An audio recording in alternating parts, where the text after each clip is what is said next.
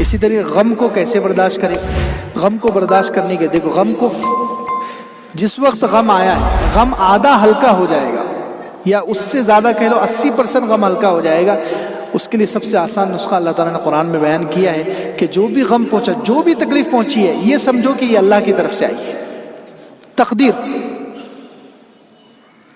ما اصاب من مصیبت فی الارض ولا فی انفسکم الا فی کتاب من قبل ان نبرأها، تمہیں جو بھی مصیبت پہنچتی ہے، ما اصاب من مصیبت فی الارض، زمین میں یا تمہاری جان میں، الا فی کتاب من قبل ان نبرأها، یہ اس سے پہلے ہم نے کتاب میں لکھ دیا ہے۔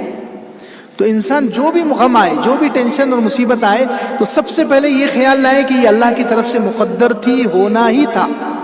میں کتنی بھی تدبیریں کر لیتا، کتنا بھی دماغ لڑا لیتا، کتنے بھی اسباب اختیار کر لیتا، یہ مصیبت ٹل نہیں سکتی تھی۔ یہ جب انسان نے سوچ لیا، اسی وقت اس کی آدھی، بلکہ اگر اچھے سے سوچ لے تو پوری مصیبت ختم ہو جائے گی، اس کا پورا غم ہلکا ہو جائے گا۔ یہ اللہ تعالیٰ نے خود نسخہ بتایا ہے 27ویں پارے میں۔ آگے خود اللہ تعالیٰ نے کہا کیوں؟ لِكَيْ لَا تَأْسَوْا عَلَىٰ مَا فَاتَكُمْ، یعنی جب تم یہ سوچو گے کہ یہ تقدیر کی وجہ سے ہوا، تو کیوں؟ لِكَيْ لَا، تاکہ تم غم زدہ نہ ہو اس چیز پر جو تم سے چھوٹ چکی، جو تمہارا نقصان ہوا اس پر تم غم زدہ نہ ہو جاؤ، مایوس نہ ہو جاؤ۔ لِكَيْ لَا تَأْسَوْا عَلَىٰ مَا فَاتَكُمْ وَلَا تَفْرَحُوا بِمَا آتَاكُمْ، اور جو تمہیں ملا ہے اس پر تم اترانے نہ لگو۔ جب انسان یہ سوچے کہ مقدر سے ملا ہے، تو پیسہ آنے پر وہ اترائے گا نہیں، اور جانے پر وہ حد سے زیادہ غم زدہ نہیں ہوگا کہ وہ ڈپریشن میں چلا جائے، مایوسی کا شکار ہو جائے، نہیں ہوگا کبھی۔ تو اس لیے سب غم کو ہلکا کرنے کا سب سے آسان نسخہ یہ ہے کہ جس وقت کوئی غم، مصیبت، ٹینشن پہنچے، فوراً یہ سوچو کہ اللہ کی طرف سے مقدر میں تھا، ہونا ہی تھا، میں کتنے بھی اسباب اختیار کر لیتا، یہ ہو کر رہنے والا تھا، تو پھر انشاءاللہ وہ غم انسان کو پریشان نہیں کرے گا۔ اسی طریقے سے غم کو آسان کرنے کے لیے کیا کریں؟ صبر کو سوچیں، صبر کے جو فضائل ہیں کہ میں صبر کروں گا، وہ صبر پر اللہ تعالیٰ کی طرف سے کیا انعامات، اللہ کی معیت، اللہ کا ساتھ ملتا ہے۔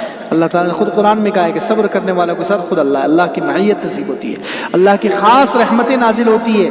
جو رحمت اللہ کی نبیوں پر نازل ہوتی تھی، وہ صبر کرنے والوں پر نازل ہوتی ہے۔ قرآن سے ثابت، اولئک علیہم صلوات، دوسرے بارے میں صلوات کا لفظ آتا ہے نبیوں کے لیے۔ صلوات کا لفظ کس کے لیے آتا ہے؟ صلوات اللہ وسلم، صلی اللہ علیہ وسلم بولتے ہیں ہم نبی کے لیے، نبیوں کے لیے صلوات کا لفظ۔ تو وہ صلوات، وہ خاص رحمتیں اللہ تعالیٰ صبر کرنے والوں کو دیتے، اللہ کی معیت اور اللہ کی خاص رحمت جو نبیوں پر اترتی ہے، وہ صبر کرنے والوں کو بھی اس کا کچھ حصہ، پھر صبر کرنے والوں کو بے حساب اجر ملتا ہے۔ تو غم کے وقت غم کو ہلکا کرنے کے لیے، غم کو برداشت کرنے کے لیے صبر کے فضائل کو سوچیں اور صبر کریں، اور اس میں عمل، ایک تو صبر کا عمل کرنا ہے، نماز پڑھنی ہے، اپنے اعمال کو بڑھا دینا ہے، اور دعائیں بتلائی گئی حدیث میں، اللہ ربی لا اشرک بہ شیئا، لا الہ الا انت سبحانک انی کنت من الظالمین، اللہم انی اعوذ بک من الہم والحزن، واعوذ بک من العجز والکسل، واعوذ بک من الجبن والبخل، واعوذ بک من غلبۃ الدین وقہر الرجال۔ بہت ساری دعائیں حدیث میں آئی ہیں۔ تو غم کے وقت یہ اعمال کرے، دعائیں کرے، نماز پڑھے، صبر کرے، یہ اعمال کرے تو غم کو برداشت کرنا آسان ہو جائے گا۔